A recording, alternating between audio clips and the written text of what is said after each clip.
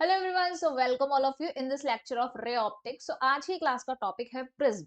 ठीक है, तो आज की एक क्लास के अंदर हम प्रिज्म को कंप्लीट कवर करेंगे, उससे रिलेटेड सारे कॉन्सेप्ट समझेंगे और उससे रिलेटेड क्वेश्चन प्रैक्टिस भी करेंगे। ओके गाइस, सो उससे पहले तुम लोगों को क्या करना है, तुम लोगों को करना है प्ले स्टोर से जाके ये एक एप्लीकेशन डाउनलोड करना है, मेडिको समीक्षा। ठीक है, ये नाम डाल देना, तुम्हें प्ले स्टोर पे मिल जाएगा। उसमें तुम्हें डेली फ्री क्विज आती है, ये फ्री है कंप्लीटली सभी के लिए। इसको सॉल्व करना है, इससे तुम्हारी बहुत अच्छी क्वेश्चन प्रैक्टिस होगी। मतलब चलते फिरते जो सीखने वाली चीज होती है वो तुम्हारी यहाँ से होगी। देन उसके बाद एक टेस्ट सीरीज है बहुत ही अमेजिंग सी, जहाँ पे 18 फुल सिलेबस मॉक टेस्ट होंगे। 296 टॉपिक वाइज टेस्ट हैं, फिजिक्स केमिस्ट्री बायोलॉजी तीनों के लिए। ठीक है, पीवाईक्यूज भी दे रखे हैं, प्रीवियस ईयर क्वेश्चंस भी हैं और सेक्शनल टेस्ट भी हैं। तो इतना सब कुछ तुम्हें बहुत ही अफोर्डेबल प्राइस पर मिल रहा है, जाके एक बार चेक करो, है ना। कुछ टाइम तक के लिए अभी ये ठीक है, उसके बाद इसकी प्राइसिंग चेंज हो जाएगी। तो अभी 58% डिस्काउंट है, जाके चेक करो उसको। ओके, तो अब क्लास को आगे कंटिन्यू करते हैं। ओके, तो हम सबसे पहले बात करते हैं कि आखिर प्रिज्म होता क्या है। ठीक है, तो प्रिज्म जो है वो एक ट्रांसपेरेंट बॉडी होती है, यानी कि जनरली ग्लास से बना होता है। ठीक है, तो ट्रांसपेरेंट बॉडी है, ग्लास से बनी हुई होती है, और वो तीन प्लेन्स होते हैं, तीन साइड्स नहीं कहेंगे या फिर सिंगल साइड्स नहीं कहेंगे, टू डायमेंशनल स्ट्रक्चर नहीं होता है प्रिज्म। प्रिज्म जो है वो एक थ्री डायमेंशनल स्ट्रक्चर है, जो कि थ्री प्लेन्स होते हैं उनसे कवर्ड हो रखा होता है। ये थ्री प्लेन्स किस तरीके से रहते हैं, देखो। सबसे पहले क्या होता है कि अगर मैं टू डायमेंशनली बनाऊंगी तो फिर मैं इस प्रिज्म को किस तरह बना दूंगी, इस तरह से, क्योंकि सामने से मुझे यही दिखाई दे रहा है। लेकिन क्या होता है कि एग्जैक्टली ये सिर्फ इतना सा नहीं होता है ना। कैसे रहता है ये, थोड़ा सा अगर हम इस तरह दिखाएं, ये वाली जो चीज है, this is the exact structure of the prism. कि यहाँ पर आप देख सकते हो कि ये वाली साइड देखो, ये वाली साइड हो गई। ठीक है, अब उसके बाद ध्यान देना इस वाली साइड पे, एक ये प्लेन हो गया। ठीक है, और उसके बाद ये देखो एक प्लेन ये हो गया। ठीक है, यही तीन प्लेन है जो कि हमारे मेनली, जो हम अभी पढ़ेंगे प्रिज्म में रिफ्रैक्शन वगैरह जो भी हम आगे पढ़ेंगे, वो सब कुछ इसी के साथ इन्हीं तीन प्लेन से होता है। बाकी अगर तुम देख सकते हो तो ऑब्वियसली एक ये पीछे प्लेन ये रहा और दूसरा प्लेन ये रहा। तो this is the original structure of the prism जो होता है। लेकिन अब से हम इस तरीके से नहीं पढ़ने वाले हैं, क्योंकि हमें क्या यूज करना है, हम सिर्फ और सिर्फ ये वाली यूज कर रहे होते हैं। ठीक है, तो जब मैं इस तरह से फिगर बनाऊंगी, अभी मैं देखो ऐसे करके फिगर बनाऊंगी, ये वाला फिगर मैंने बनाया, ऐसे बनाया। तो अब जब मैं इस तरह से फिगर बनाऊंगी तो तुम्हें कंफ्यूज नहीं होना है, तुमने ये देखना है कि ये वाली जो साइड है, ये आगे वाली जो साइड है, तो मैं अगर इसको नाम दे देती हूँ कि चलो भाई ये ए वर्ड नहीं देती मैं, ए वर्ड आगे यूज होगा, पी क्यू आर। तो ये पी क्यू आर ये वाली है, समझ रहे हो बात को। ठीक है, तो ये वाली चीज है जो कि मैं ऐसे कर रही हूँ। ओके, दूसरी चीज तुम्हें क्या समझनी है, जैसे अब मैं यहाँ पे क्या करूंगी, ऐसे लाइट रे डाल के दिखाऊंगी, फिर वो अंदर जाएगी, फिर वो बाहर निकलेगी, ऐसे करके बताऊंगी। तो उसका मतलब क्या होता है, उसका मतलब ये है कि ये वाली जो सरफेस है, इस वाली सरफेस पर लाइट रे गिरेगी, फिर इसके अंदर जाएगी, और फिर ये वाली जो सरफेस है इससे बाहर निकलेगी। ऐसे वाला सीन होगा। ठीक है, समझ रहे हो बात को। तो अब वही हम आगे पढ़ेंगे कि जैसे मैंने कहा कि भाई हमारे पास क्या थी कि ये लाइट रे है, ये मैंने इस तरह से कोई लाइट रे थी जो यहाँ पे इंसिडेंट करी। ठीक है, ये यहाँ लाइट इंसिडेंट की। अब लाइट इंसिडेंट करेगी तो सबसे पहला हमारा काम क्या होता है, हम क्या करते हैं भाई, नॉर्मल बनाते हैं। ठीक है, नॉर्मल बनाते हैं। ठीक, अब नॉर्मल के साथ जो एंगल बनता है उसे क्या कहते हैं, एंगल ऑफ इंसिडेंस। बिल्कुल सही बात है। तो ये जो एंगल है ये हो गया हमारा एंगल ऑफ इंसिडेंस। अब इस रे का ओरिजिनल पाथ क्या था, ये रे तो इस तरह से जा रही थी। ठीक है, अब क्या है, ये जो प्रिज्म है वो किसी ग्लास से बना है, यहाँ पे एयर है। ठीक है, यहाँ पे क्या है, बाहर एयर है, और यहाँ क्या है, ये ग्लास का मटेरियल है। तो ऑब्वियसली एयर के कंपैरिजन में ज्यादा डेंसर है, और जब रेयरर से डेंसर जाएगी लाइट रे तो क्या होगा, टुवर्ड्स द, ये ऐसे करके जा रही थी तो क्या करेगी, ये टुवर्ड्स द नॉर्मल बेंड करेगी। क्यों, ये रेड वाली क्या है, नॉर्मल। ठीक है, तो ये टुवर्ड्स द नॉर्मल बेंड करेगी, तो लो टुवर्ड्स द नॉर्मल बेंड कर दियो, बेंड करके इससे आगे पहुंचेगी। ठीक है, थोड़ी सी टेढ़ी हो गई, ऐसे करके हो गई। अब ये दूसरी वाली सरफेस से टकराई, तो हम क्या करेंगे, हम फिर से एक नॉर्मल डालेंगे, ऐसे करके नॉर्मल। अच्छा, उससे पहले मैं तुम्हें ये बताऊं कि जब यहाँ पे ये एंगल ऑफ इंसिडेंस था, तो ये वाला क्या होगा, angle of refraction. Very good, angle of refraction. ठीक है, तो ये पहली सरफेस के लिए हो गया। ये जो दिखाया है ये कौन सी सरफेस के लिए, इस वाली सरफेस के लिए। ठीक है, तो ये वाली जो सरफेस है this is related to this surface, और ये वाली जो सरफेस है ये सरफेस रिलेटेड है इस सरफेस से। ठीक है, ओके। अब उसके बाद क्या होता है कि अब मैंने क्या किया कि भाई अब इस वाली सरफेस की बात करते हैं। इस सरफेस के हिसाब से तो ये लाइट रे जो आ रही है ये इस सरफेस पे इंसिडेंट हो रही है, तो इसके हिसाब से क्या हो गया, ये वाला एंगल। देखो अब ये वाला एक एंगल बन रहा है यहाँ पर। अब उसके बाद हमने क्या किया भाई, इसका ओरिजिनल पाथ क्या था, ओरिजिनल पाथ तो ऐसे करके था, है ना। लेकिन अब क्या होगा कि ये क्या कर रही है, डेंसर से रेयरर जा रही है, तो फिर क्या करेगी, away from the normal band कर जाएगी, है ना। तो away from the normal band कर जाएगी, इस तरीके से हो जाएगा। तो अब एंगल ऑफ इंसिडेंस अगर देखा जाए तो क्या हो जाएगा, सॉरी यहाँ पर। अब तुम कहोगे कि अरे दीदी यहाँ पे तो रिफ्रैक्शन हुआ है, तो एंगल ऑफ इंसिडेंस आप इसे बोलो और इसे अब एंगल ऑफ रिफ्रैक्शन बोलो। तो देखो दरअसल क्या होता है, हम इसी को एंगल ऑफ इंसिडेंस ही मानते हैं और इसको एंगल ऑफ रिफ्रैक्शन ही मानते हैं। क्यों मानते हैं, क्योंकि दरअसल होता क्या है कि अगर लाइट रे इस वाली प्लेन से, इस वाली सरफेस से गिरी है और फिर ये वाला पाथ फॉलो करते हुए दूसरी साइड से निकली है, ठीक है, और अगर वो सेम, ये अगर लाइट रे इस वाले पाथ पे आकर इस वाले पॉइंट पे गिरती है तो ये सेम पाथ फॉलो करती है। ठीक है, सेम पाथ फॉलो करती है, मतलब इधर से जाएगी और इधर से गई और इस वाले पॉइंट पे गिरी है तो ये वाला पाथ फॉलो कर रही है।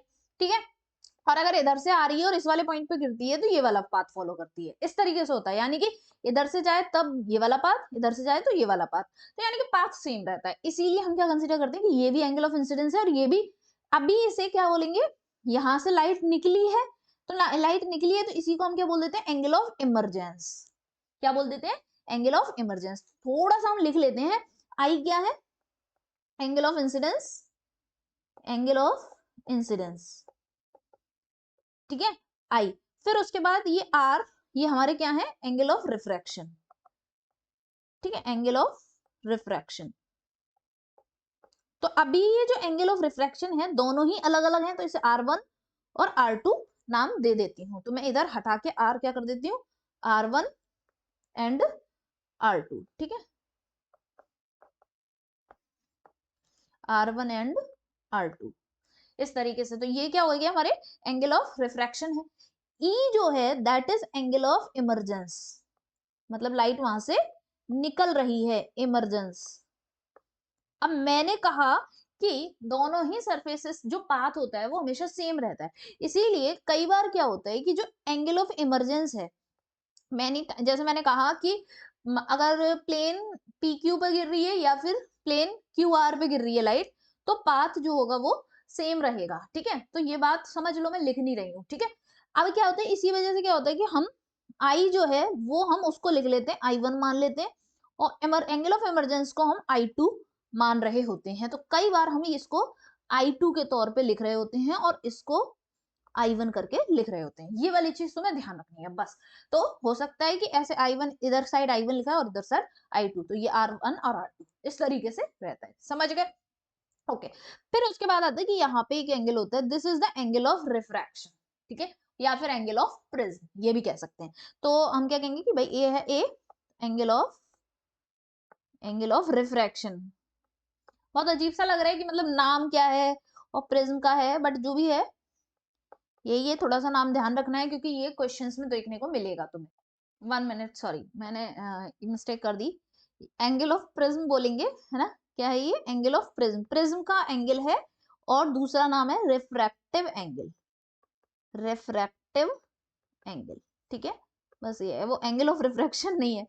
कभी कभी ऐसा होता है ना कि हमारे माइंड में कुछ चल रहा है और हमारे मुंह से कुछ निकल रहा है, मेरे साथ तो भाई बहुत बार हो जाता है, मतलब मैं बोल कुछ रही हूँ और मैं लिख कुछ रही हूँ। ये शायद जो मेरे लेक्चर स्टार्टिंग से देख रहा है उसने ये नोटिस किया होगा।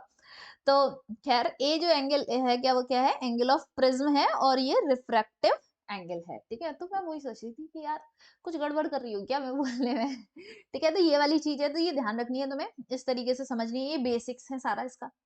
अच्छा, अब तुम एक बात देखो, एक चीज और ध्यान से, ये थी हमारी ओरिजिनल जो लाइट आ रही थी और उसका ये ओरिजिनल पाथ था। ठीक है, यही इसका क्या था, पाथ। लेकिन ये बाद में गई किस पाथ से, ये बाद में गई है भाई ये वाले पाथ से, यही तो पाथ था इसका बाद वाला। इसका मतलब वही बात है ना कि जैसे कि सपोज करो कि तुम निकले घर से नीट की तैयारी करने के लिए, पापा मम्मी ने मोटिवेट करके भेजा कि नहीं भाई नीट की तैयारी करने जाना है बेटा तुम्हें, तो तुम नीट की तैयारी करने निकले, लेकिन तुम जब पहुंचे अपने कोचिंग में, वहां रहने लगे बाहर, और फिर तुम नीट की तैयारी नहीं कर रहे हो अच्छे तरीके से, तुम कुछ और कर रहे हो, तुम मौज मस्ती मार रहे हो, दोस्ती वोस्ती कर रहे हो, तो फिर तो नीट की तैयारी का रास्ता ये था और तुम दोस्ती करने लगे और इधर जाने लगे, तो फिर क्या होगा, इन दोनों के बीच में जो एंगल है वही क्या होगा, तुम्हारा डेविएशन। अब तुम देखो इसमें जितना ज्यादा डेविएशन होगा, जितना ज्यादा एंगल होगा, वही चीज क्या होगी, उतना ही ज्यादा डेविएशन होगा। ठीक है, तो अल्टीमेटली क्या है कि ये इसका ओरिजिनल पाथ था, लेकिन प्रिज्म बीच में आ गया, तो फाइनली ये इस तरह से जाने लगी, तो this is the angle of deviation. ठीक है, तो this is the angle of deviation. तो डेल क्या है मेरा, डेल क्या है बच्चों बताओ जल्दी से, यहाँ पे लिख दूं, इधर लिख देती हूँ। ठीक है, del is the angle of deviation, angle of deviation. चलो भाई ये भी हमारा क्लियर हो गया। ठीक है ना, समझ में आ गया कि इंसिडेंट लाइट रे ये जा रही है और फाइनली वो इस तरीके से निकल जाती है, तो इन दोनों के पाथ के बीच में जो एंगल बन रहा है that is the angle of deviation, जो कि मैंने यहाँ पे ये लिख दिया है। ओके गाइस, अब बात ये आती है कि भाई हमने ये पढ़ तो लिया, ये सारी चीजें हमने इसके बारे में जान ली, लेकिन क्या इसके बारे में कोई कुछ फॉर्मूले तो होंगे, तो मैं तुम्हें देती हूँ आज दो इंपॉर्टेंट फॉर्मूले जिससे तुम्हारा काम हो जाएगा। ठीक है, मतलब अभी और भी आएंगे, मतलब मेन फॉर्मूले जो है वो देती हूँ, तो ठीक है, तो मेन फॉर्मूले जो है हमारे, मेन फॉर्मूले, फॉर्मूलाज वर्ड नहीं होता है पता है, प्लूरल जो होता है वो हम ऐसे ही लिखते हैं, फॉर्मूले फॉर प्रिज्म। तो देखो अल्टीमेटली हमें तो प्रिज्म से रिलेटेड कॉन्सेप्ट पढ़ने, प्रिज्म पे पीएचडी करनी है क्या किसी को, नहीं करनी ना, तो फिर स्मार्ट स्टडी किया करो। स्मार्ट स्टडी कहती है कि भाई जो चीज इंपॉर्टेंट है वो पढ़ा करो। तो पहला फॉर्मूला हमारा आता है वो है कि डेल निकालना। डेल के लिए फॉर्मूला क्या है, यानी कि डेविएशन का, तो वो क्या होता है, I1 प्लस I2 माइनस ए। ठीक है, I1 plus I2, I1 I2 मैंने तुम्हें बताया था, I1 is the angle of incidence, I2 जो कि E से रिप्रेजेंट किया था एंगल ऑफ इमरजेंस के लिए, ए क्या है, एंगल ऑफ प्रिज्म यानी कि रिफ्रैक्टिव एंगल, ये वाली चीज। दूसरा फॉर्मूला क्या होता है कि एंगल ऑफ प्रिज्म जो है वो angle of refraction plus angle of, ये दोनों जो एंगल ऑफ रिफ्रैक्शन है उनके बराबर होता है। अब ये थोड़ा सा दरअसल यहाँ पे ऐसे ट्राइंगल व्राइंगल वाली प्रॉपर्टीज लगा के इस तरह से ये प्रूव करते हैं कि ये दोनों ट्राइंगल, ये दोनों एंगल का सम जो है वो इसके बराबर है। ठीक है, तो तुम्हें यहाँ पे कुछ भी प्रूव नहीं करना है, तुम्हें इतना ही ध्यान रखना है, यही दो फॉर्मूले हैं जो तुम्हारी नैया पार लगवा देंगे। अब इतनी बात तो हो गई, ये तो आसान आसान काम था। तो असली जो आता है ना इसमें वो ये आता है कि मिनिमम डेविएशन क्या होता है, मतलब कि प्रिज्म पर लाइट इस तरह गिरे कि कम से कम डेविएशन आए। ठीक है, जो डेविएशन ये जो हमने बताया था, ये वाला डेविएशन जो मैंने तुम्हें यहाँ पे बताया था, ये ऐसे जा रही है ऐसे जा रही है, इनके बीच में डेविएशन ये कम से कम आए, कम से कम डेविएशन रहे। तो कम से कम डेविएशन किस कंडीशन पे रहेगा वो देखते हैं। तो यानी कि मिनिमम डेविएशन के लिए कंडीशन क्या होनी चाहिए, कंडीशन हमारी होनी चाहिए, कंडीशन होनी चाहिए कब कब मिनिमम डेविएशन होगा, तो कंडीशन क्या है, नंबर वन कंडीशन ये है कि एंगल ऑफ इंसिडेंस, ठीक है, angle of incidence, angle of incidence क्या होना चाहिए, बराबर होना चाहिए किसके, एंगल ऑफ इमरजेंस के। ठीक है, एंगल ऑफ इमरजेंस के। ठीक है, दूसरी यानी कि इसको अगर मैं उस तरह से लिखूं तो angle I1 should be equals to angle I2। तो ये चीज हो गई एक बात तो हमारी, एक कंडीशन। दूसरी कंडीशन हमारी ये होती है कि जो भी दोनों both angle of refraction should be equal. ठीक है, both angle of refraction, angle of refraction equal to each other. ठीक है, ईच अदर, ये तो कंडीशन हो गई। और ऐसे ही केस में क्या होता है कि जो light ray inside the prism होती है, light ray inside the prism, inside the prism होती है, is parallel to the, parallel to the base of prism. ठीक है, बेस ऑफ प्रिज्म, प्रिज्म के बेस के पैरेलल होती है, ऐसे देखो अभी। थोड़ा थोड़ा टेढ़ा हो जाता है यार, मैं ऐसे लिख नहीं पाती हूँ ना, ऐसे हो जाता है मेरे से। तुम तो समझदार बच्चे हो, समझ लेते हो, मैं ऊपर नीचे लिखती हूँ तो तुम भी समझ जाते हो। ठीक है, ये देखो, ये इसको देखो तुम, यू यू यू जाने कौन सी लाइन में जा रहा है। कोई नहीं, थोड़ा नीचे उठा के कर लेती हूँ। चलो, तो ये तो 3 कंडीशन हो गई, तो कुछ कैसा दिखेगा, मतलब फॉर्मूले कैसे बन जाएंगे और प्रिज्म की हालत कैसी होगी। तो प्रिज्म ये रहा, ठीक है, और इस पे मेरी लाइट रे जो है वो इस तरह से अगर इंसिडेंट करती है, और मैंने अगर ऐसे करके नॉर्मल डाल दिया, तो ये मेरा अगर एंगल ऑफ इंसिडेंस आई है, ठीक है। दूसरी बात, जो लाइट रे अंदर है प्रिज्म के, वो कंप्लीटली पैरेलल है with the base of the prism, ठीक है, वो बेस ऑफ द प्रिज्म के पैरेलल है, और फिर उसके बाद वो बाहर निकल जाती है, ठीक है। और हमने यहाँ पे क्या किया है, ये भी हमने इस पे नॉर्मल डाला था मतलब निकाल दी मैंने पहले है और नॉर्मल बाद में डाल रही हूँ, तो ये भी आई हो जाएगा, ये आर हो जाएगा, ये आर हो जाएगा, एंगल ऑफ प्रिज्म तो वैसे ही रहेगा, ये वाली चीज रहेंगी। तो नाउ फॉर्मूला क्या हो जाएंगे, फॉर्मूले क्या हो जाएंगे, फॉर्मूले पे ध्यान दें अगर, तो फॉर्मूले पहला हमारा बनेगा नंबर 1 कि जो डेल था, अब डेल मिनिमम आएगा ना, डेल डी, ये जो है del M is the minimum deviation, क्या है, मिनिमम डेविएशन। तो मिनिमम डेविएशन का फॉर्मूला क्या है भाई, जो क्वेश्चन आता है ना, वो सबसे ज्यादा मिनिमम डेविएशन पे ही आता है, ये और इस तरह से, ये अब जो होगा वो मेरा मिनिमम डेविएशन होगा, और सबसे ज्यादा सवाल जो है वो मिनिमम डेविएशन पर ही आता है। तो वो क्या आता है सबसे ज्यादा क्वेश्चन, वो ये कि अब I1 I2 बराबर हो गया, तो मैंने लेट्स से कि एक काम कर देते हैं इसको, यहाँ हम जानते हैं कि हमारे पास क्या हो गया, I1 बराबर हो गया I2 के, जो कि मान लेते हैं I के बराबर है, और R1 बराबर हो गया R2 के, जो कि मान लेते हैं कि R के बराबर है। तो del M will be equal to 2I minus A, ठीक है। और दूसरा फॉर्मूला हमारा बन जाएगा कि A इक्वल्स टू 2R, ठीक है। तो ये बहुत बहुत ज्यादा इंपॉर्टेंट फॉर्मूले हो जाते हैं मेरे, और मैं सच बता रही हूँ, दो फॉर्मूले ये, अभी दो फॉर्मूले और बताऊंगी, इसके अलावा कुछ नहीं लगता है। दिस इज द प्रिज्म, इतना आसान रहता है प्रिज्म। अब देखते हैं कि हम एक ग्राफ बनाते हैं, किसके बीच में ग्राफ है, graph between deviation and angle of incidence के बीच में, ठीक है, deviation and angle of incidence के बीच में ग्राफ है, ठीक है। तो ग्राफ, ठीक है, between deviation and angle of incidence,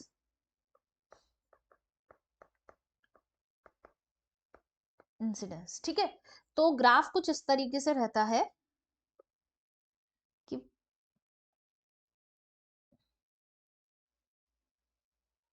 ये वाली कंडीशन आती है। अब यहाँ पे क्या है कि ये जो डेविएशन है ना, दिस इज द पॉइंट जहां पे सबसे कम डेविएशन मिल रहा है, वो पॉइंट क्या रहेगा, यहाँ पे ये हो गया वो एंगल ऑफ इंसिडेंस, जहां पर मिनिमम डेविएशन मिलता है, वो एंगल ऑफ इंसिडेंस, ध्यान से सुनना, वो एंगल ऑफ इंसिडेंस जहां पर मिनिमम डेविएशन मिल रहा है।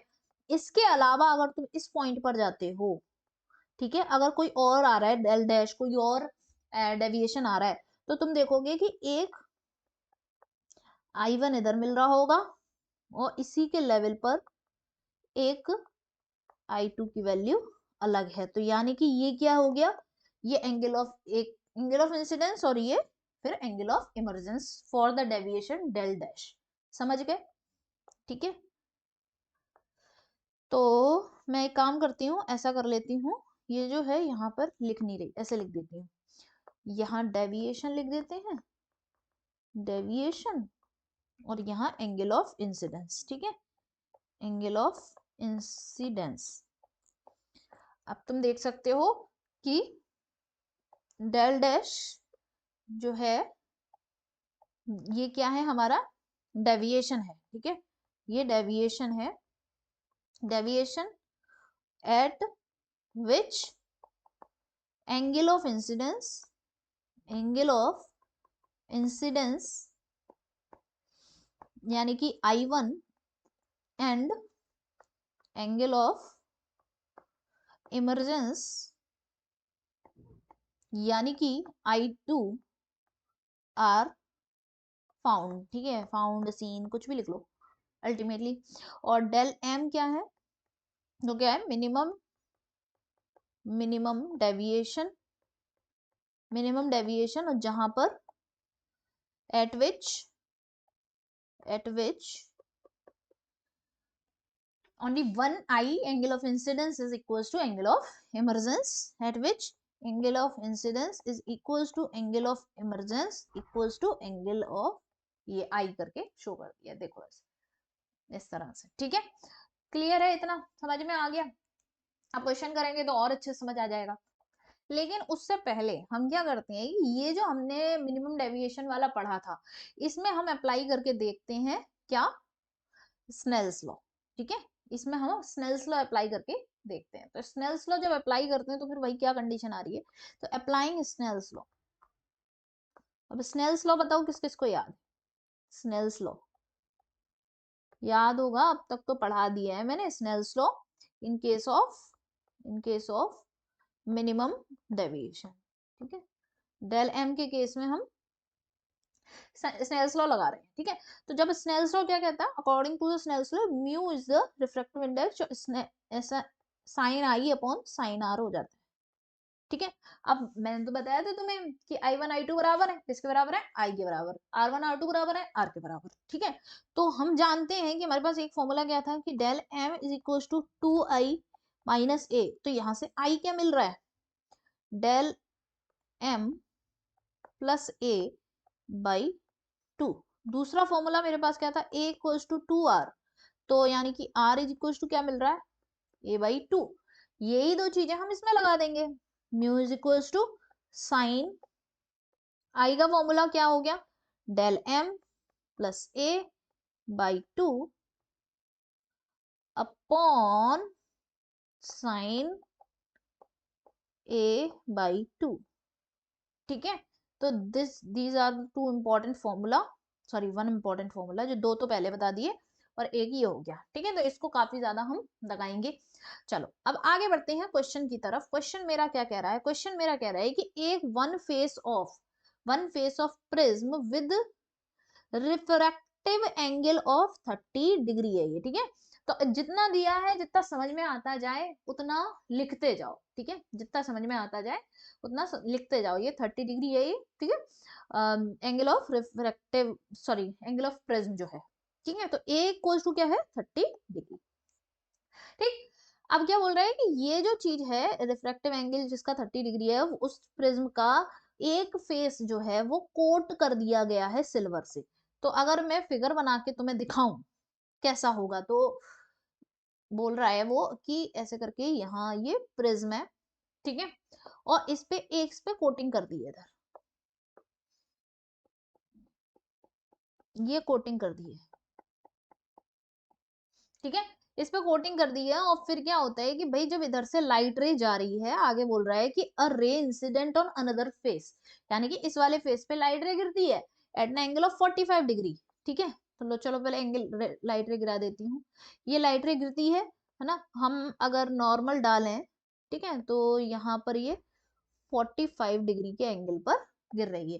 फिर रिफ्रैक्टेड, फिर यहाँ पे ऑब्वियसली रिफ्रैक्शन होगा, और reflected from the silver coated surface, मतलब यहाँ से रिफ्लेक्ट यहाँ तक जाती है। फिर यहाँ सिल्वर कोटेड सरफेस है, बाहर जा नहीं पाएगी, इसलिए ये वापस इसी रास्ते पर आ जाती है। तो और अपना पाथ रिट्रेस करती है, इसी पाथ पे वापस आ जाती है। तो देखो यहाँ पे पहले ये क्या होगा, रिफ्रैक्शन, ये रिफ्रैक्शन हो गया, इस तरह से जा रही थी, इस सरफेस पर टकराई, पर अब सिल्वर कोटेड है तो वापस नहीं आगे जा नहीं पाएगी, और क्या करती है कि इसी पाथ को रिट्रेस करके बाहर आ जाती है, ठीक है। इसी पाथ को रिट्रेस करके बाहर आ जाती है, ये कह रहा है क्वेश्चन। तो हमसे पूछा है कि what is the refractive index of the prism. तो हम क्या करें, सबसे पहले हम देखते हैं हमें क्या क्या दिखाई दे रहा है। तो this is the angle of refraction, ये मैं पता कर सकती हूँ। तो कैसे पता कर सकती हूँ कि देखो आई ये है, आई पता है मुझे, आर मुझे पता है। तो देखो इस वाली सरफेस के लिए अगर मैं स्नेल्स लॉ लगाऊं, ठीक है, अगर स्नेल्स लॉ लगाती हूँ मैं, स्नेल्स लॉ, तो मैं क्या लिखूंगी, इधर एयर है, इधर ग्लास है, ग्लास ही मतलब पता नहीं है, कोई भी मटेरियल है, इसका रिफ्रैक्टिव इंडेक्स म्यू है। तो मैं क्या करूंगी, 1 इंटू साइन 45, ठीक है, मैंने बताया था तुम्हें ऐसे ही करते हैं, म्यू इंटू साइन आर। तो अब देखो म्यू भी है, आर भी है, आर पता करना है मुझे। आर कैसे पता करेंगे, अब देखो क्या बोल रहा है कि अब तुम एक बात समझो कि यहाँ पे लाइट रे ऐसे जा रही है और इस तरह से जा रही है और इससे वापस आ रही है। तो कोई भी मिरर होता है, कोई भी मिरर, ऑब्वियसली ये मिरर की तरह काम कर रहा है। ये कैसे काम कर रहा है, ये अब मिरर की तरह काम कर रहा है। तो मिरर पर कोई भी लाइट रे जब गिरती है और रिफ्लेक्शन होने के बाद वो वापस वैसे ही चली जाए, जैसे ऐसे ये मिरर है, ठीक है, और लाइट रे ऐसे आएगी तभी तो ऐसे वापस जाएगी। तो यानी कि एंगल ऑफ इंसिडेंस क्या होना चाहिए, 0 होना चाहिए। तो इसके हिसाब से जब यहाँ से लाइट गिरती है और यहीं से वापस जा रही है, तो ये वाला जो अगर नॉर्मल के साथ जो एंगल होगा, मतलब यहाँ पे जो नॉर्मल के साथ एंगल होगा, यानी कि जो R2 था वो क्या होगा, 0 होगा। ठीक है, तो R1 यानी कि R है और R2 क्या है, 0 है, ये ध्यान रखना है। तो R2 0 है तो ऑब्वियसली इसकी वजह से I2 भी 0 होगा। लेकिन मुझे I2 पे नहीं चाहिए, मुझे R2 पता है, 0 हो गया। तो R1 मेरे को क्या है, ये R है। तो इन सब चीजों से मुझे क्लू ये मिल रहा है कि हम जानते हैं A is equal to R1 plus R2 होता है। तो इसलिए A is equal to R1 है, यानी कि R है, तो यानी कि 30 डिग्री है। ठीक है, तो अब हम वापस से इसी को सॉल्व करते हैं, इधर आते हैं। क्या बोले होगा ये, sine 45 1 by root two equals to mu पता करना है, साइन आर यानी कि साइन 30 डिग्री। ठीक है, मेरे पीछे छुप गया ये, तो पता नहीं चल रहा है, रुक जाओ अभी। ठीक है, इसको उठा के इधर रख देते हैं, कहाँ ही ले जाऊं, ये मेरी इमेज के पीछे आ जाता है कभी कभी, मेरे से डर जाता है। डर नहीं जाता मैं, देखो अभी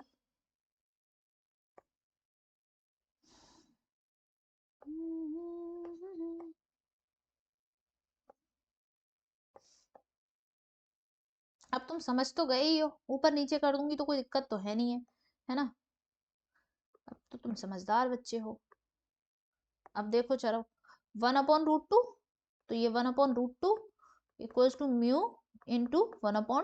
तो आप जल्दी से बता दो म्यू इक्वल्स टू क्या हो जाएगा, म्यू इक्वल्स टू हो जाएगा √2। ठीक है, तो mu will be equals to √2 यानी कि 1.414, इस तरह लिख सकते हैं। तो that's is the answer, hence proved.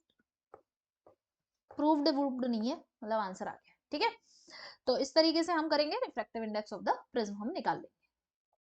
Next question को देखते हैं हम। नेक्स्ट क्वेश्चन हमारा ये कह रहा है कि a ray is incident at an angle of incidence. ठीक है, a ray is incident at an angle of incidence I. ठीक है, तो इसका मतलब I1 क्या दे रखा है, आई जो दिया है वो लिखते जाओ साथ के साथ। ठीक है, फिर उसके बाद one small one surface of small angle prism. ठीक है, स्मॉल एंगल प्रिज्म है, यानी कि ए जो है वो बहुत छोटा है। ठीक है, तो एंगल ऑफ प्रिज्म जो है वो बहुत छोटा है। इमर्जेस नॉर्मली, क्या है यहाँ पकड़ना है, emerges normally from the opposite surface. Emerges normally, opposite surface जो थी यहाँ से, ये जो दूसरी वाली ये जो सरफेस थी यहाँ से नॉर्मली निकली है, नॉर्मली यानी कि अलोंग द नॉर्मल। ठीक है, इमर्जेस नॉर्मली का मतलब क्या है, अलोंग द नॉर्मल, मतलब अलोंग द नॉर्मल यही है, अलोंग द नॉर्मल।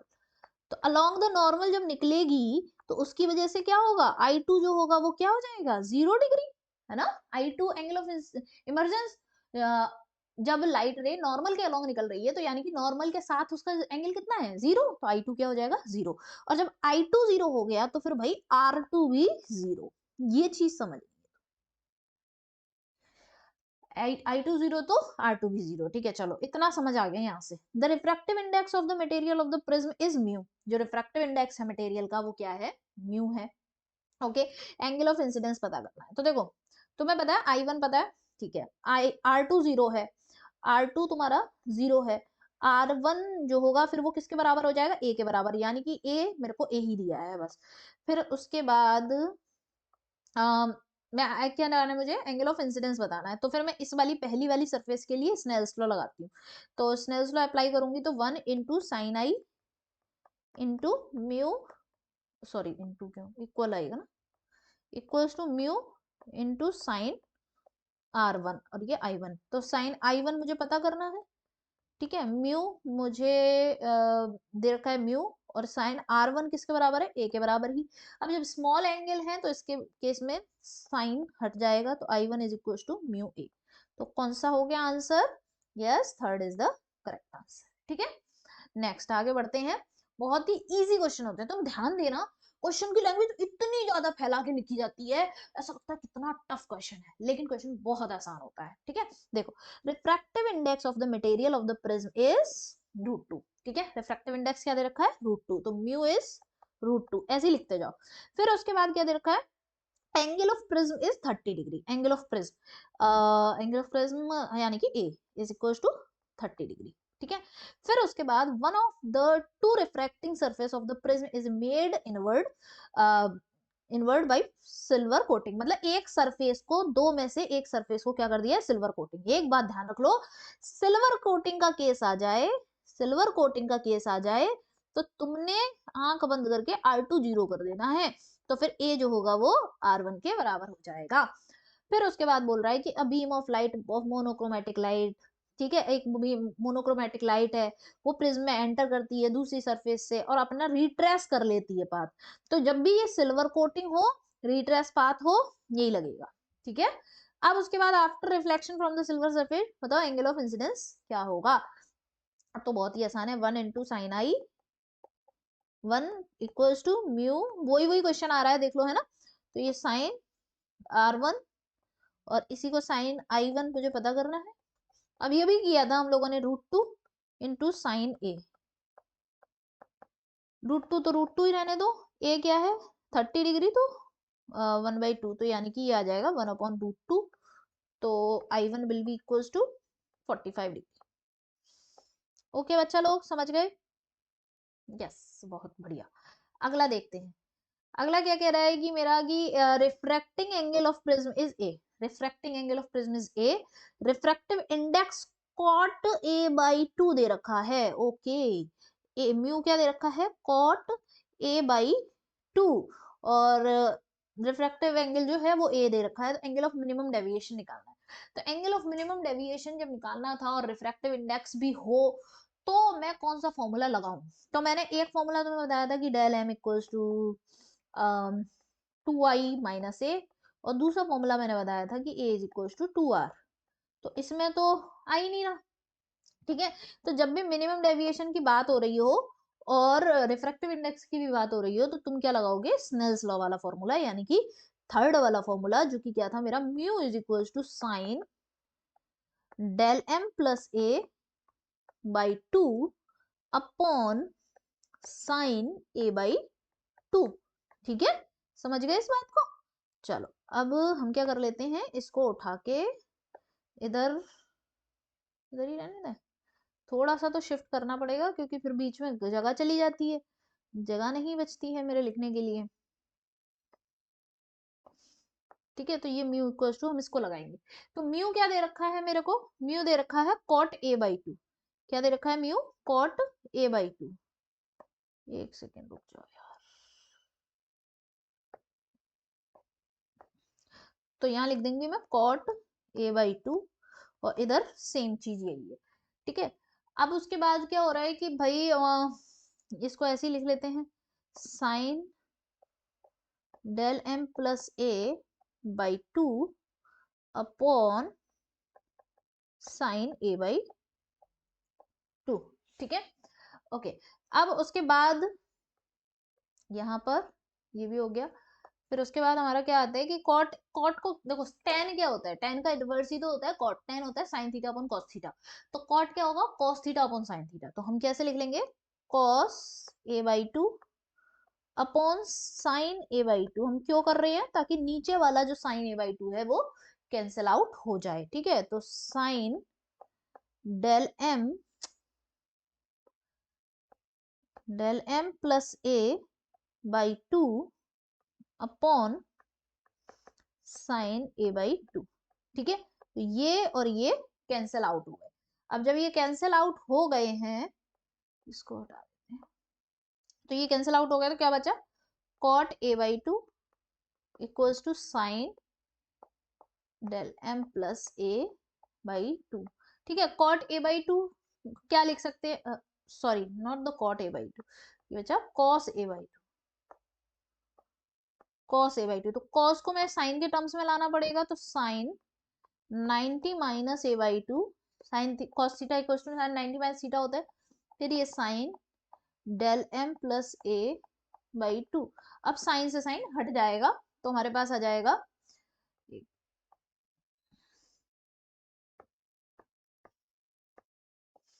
ठीक है, तो हमारे पास आ जाएगा 90 minus A by 2 is equal to del M plus A by 2।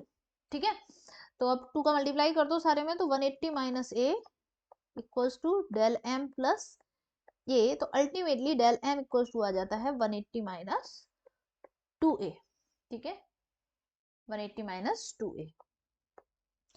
तो इस तरीके से ये मेरा फाइनल आंसर आ गया। Correct answer will be D is the correct answer, 180 minus 2a। ठीक है, समझ गए। चलो अब अगला देखते हैं क्वेश्चन। अगला क्वेश्चन कह रहा है कि angle of incidence for a ray of light at refracting angle of prism is 45 degree. ठीक है, मतलब मेरे को अल्टीमेटली क्या दे रखा है, angle of incidence for a ray of light at a refracting surface of prism is 45 degree. तो यानी कि I1 क्या दे रखा है मेरे को, 45 degree. Okay, angle of prism is 60 degree, A equals to क्या दे रखा है, 60 degree. If the ray suffers minimum deviation, अगर जो रे है वो मिनिमम डेविएशन सफर करती है, तो बताओ एंगल ऑफ मिनिमम डेविएशन क्या होगा। तो अब, और दूसरा, पहला चीज तो ये पता करनी है, दूसरा refractive index of the material क्या होगा, दूसरा ये पता करना है। ठीक है, तो पहला पार्ट सॉल्व करते हैं, उसके लिए तो हमारे पास यही फॉर्मूला लगा देते हैं, 2i माइनस ए।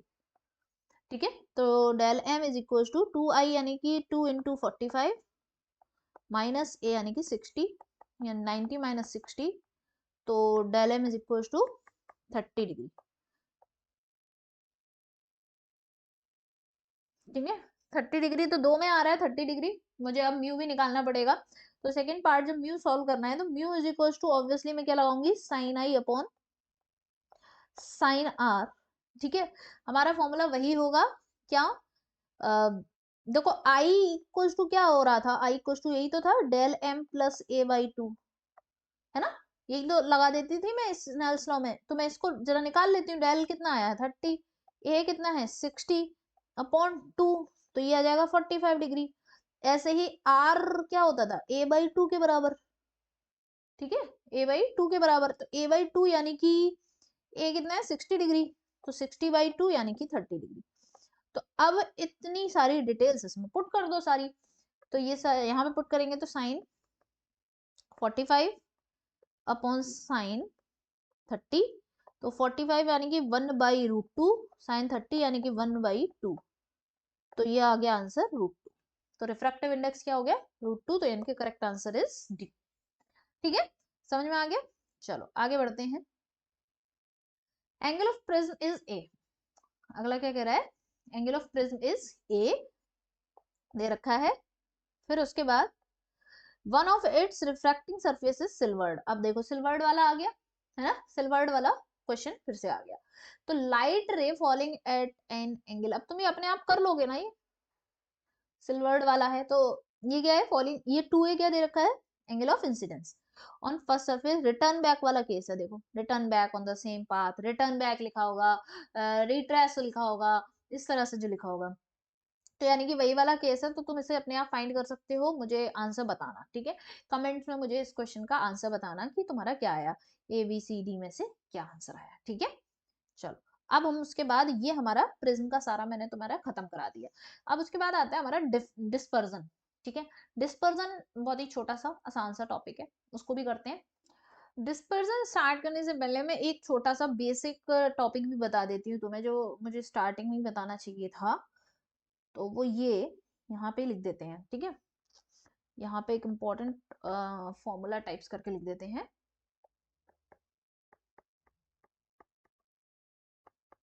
फॉर्मूला क्या है वो, कि जब भी फॉर स्मॉल एंगल ऑफ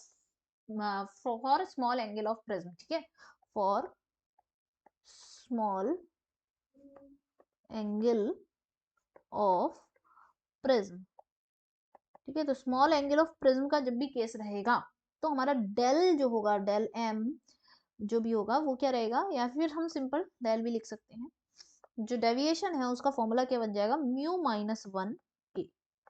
तो तुम्हें एक बात पता है यहाँ से क्या क्लू मिलता है, तुम्हें यहाँ से ये पता चलता है कि deviation is directly proportional to refractive index, ठीक है, डेविएशन जो है वो रिफ्रैक्टिव इंडेक्स के डायरेक्टली प्रोपोर्शनल है, यानी कि रिफ्रैक्टिव इंडेक्स जिसके लिए ज्यादा होगा, जिस कलर के लिए रिफ्रैक्टिव इंडेक्स ज्यादा होगा उसी कलर का डेविएशन भी ज्यादा होगा। तो अब अगर मैंने ये बात बोली है तो बेटा कहीं ना कहीं तो अभी इसको इस्तेमाल करके तुम्हें मैं दिखाऊंगी, ठीक है। तो अब मैं तुम्हें दिखाती हूँ कि हम डिस्पर्जन ऑफ लाइट कैसे करते हैं। लेकिन हमारे क्लास के लेक्चर का लेंथ थोड़ा सा बढ़ जाएगा, तो फिर काम करते हैं कि डिस्पर्जन ऑफ लाइट, इसके साथ थोड़ा सा रेनबो है, स्कैटरिंग है, ये सारे जो हैं छोटी छोटी चीजें हैं जिन पे formula based question, sorry, statement based questions आ जाते हैं, ठीक है। तो एक काम करते हैं, उनको सेकंड लेक्चर में, एक और दूसरे लेक्चर में कवर अप कर लेंगे, तो वो आसान सा है। तो मैंने तुम्हें सारा प्रिज्म करा दिया है, तो एक बार प्रिज्म यार जरूर पढ़ लेना, प्रिज्म बहुत बहुत इंपॉर्टेंट है, ठीक है, और आसान भी है, सबसे बड़ी बात है, ठीक है। तो बाकी के जो छोटे छोटे टॉपिक्स हैं वो हम नेक्स्ट लेक्चर में कवर अप करते हैं, तो वो होगा, और उसके बाद ऑप्टिकल इंस्ट्रूमेंट्स, दैट्स इट, फिर रे ऑप्टिक्स खत्म, फिर हम वेव ऑप्टिक्स करेंगे। ओके गाइस, तो till then keep solving the questions and keep sharing यार, शेयर किया करो अपने दोस्तों को, रियली आई नीड इट। चलो बाय बाय।